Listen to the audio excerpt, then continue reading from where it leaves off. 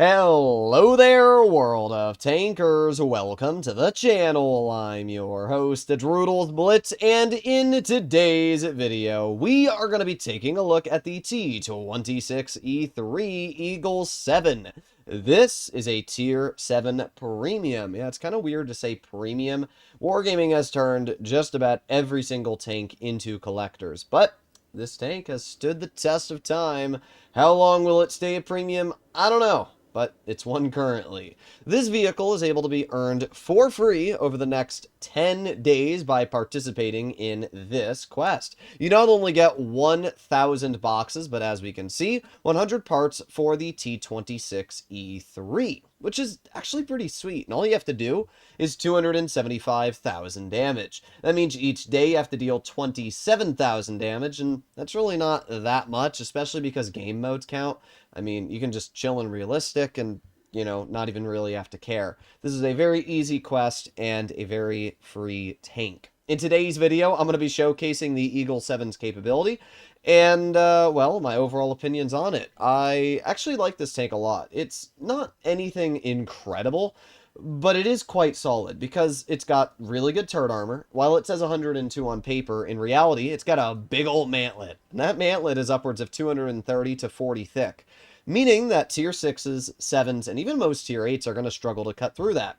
When you pair that with the fact this vehicle actually has AP Premium, which is really interesting, and Super Speed Boost allowing it to reverse at a whopping 29 kilometers per hour, it's actually pretty fun.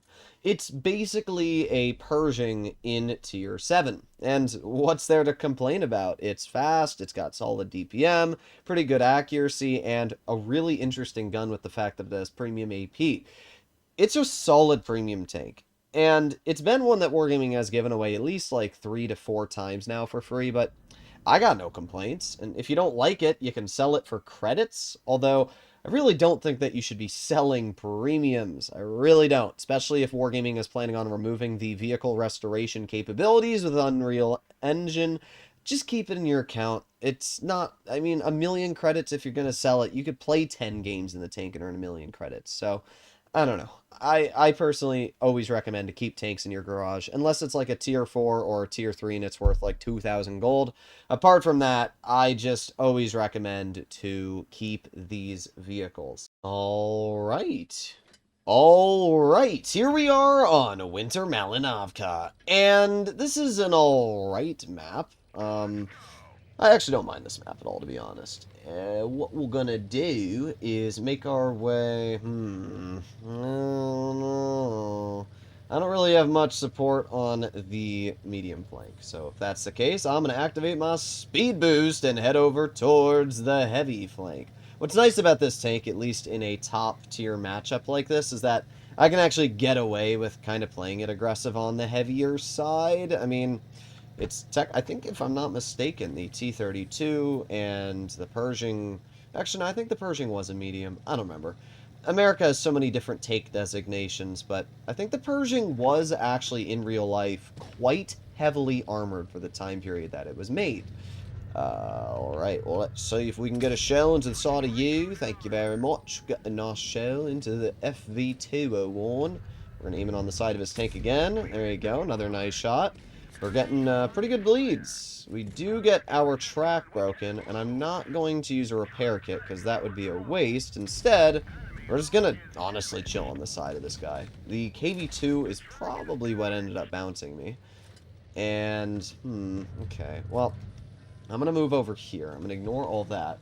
We got shot in the side, and it was a pretty decent shot that hit me, like alpha-wise. It was a 350.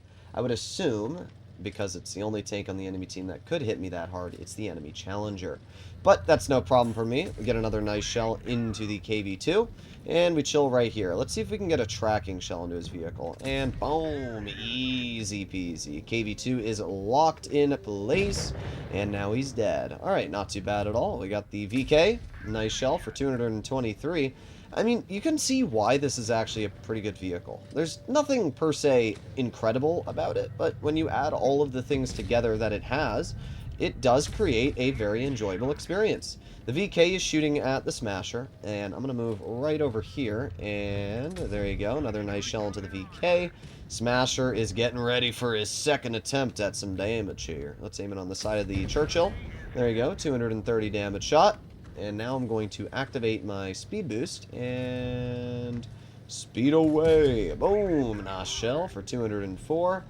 Let's see, the BZ's going to shoot him, and, oh, everybody's going to shoot him. Okay, well, at this point, there's not much left on the enemy team. There's a Challenger, and, well, he's getting... Oh, what was that? That's so sad. Alright, well, they still have the AMX. I'm not sure if we're going to get any more damage into the AMX. Oh, and... bonk. Yes, easy. I was just trying to figure out where the heck that player was going. But not a bad game at all. 2,560 damage, plus we got a slight fire onto the FE201. I always try to say FE301, but yeah, we did get a fire. So we actually ended up dealing 2,800 damage, and as you can also see, we blocked 1,600. Now, to be fair, 2 of those shells are from a KV2.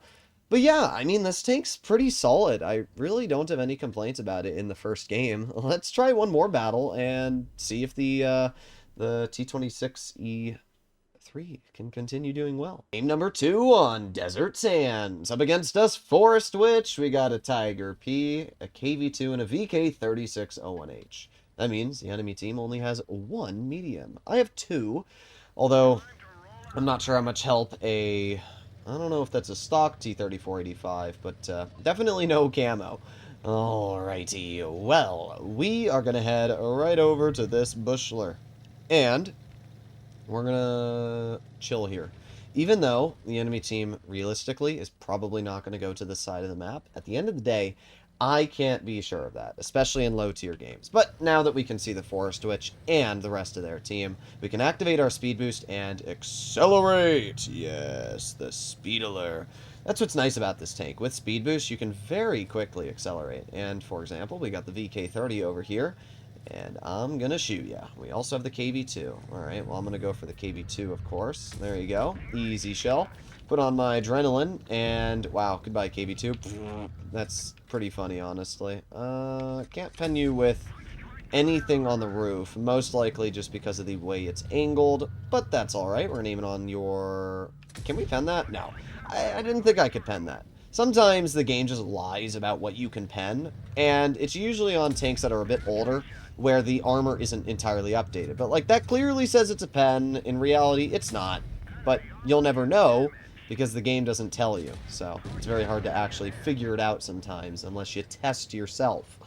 Alright, well, I'm not going to use my repair kit on something that is very easily fixed, right? I have a fire extinguisher. If I get lit on fire, then I'll use the repair kit for that. But right now, I don't really see much of a reason to use a repair kit on that. So, let's reload. Aiming on the VK again. Boom. Easy. And now that our driver died, that's the perfect time to use a repair kit. So now, the VK really can't do much to me. Alright, there you go. Another easy shell. And the T34 pokes. Doesn't get a penning shell, but that's alright. We're going to aim in. And there you go. 157 damage later. You're dead. So, all that's left is the Yag Panther and the Forest Witch. Alright, let's aim it on you. Nice shell into the Yag Panther.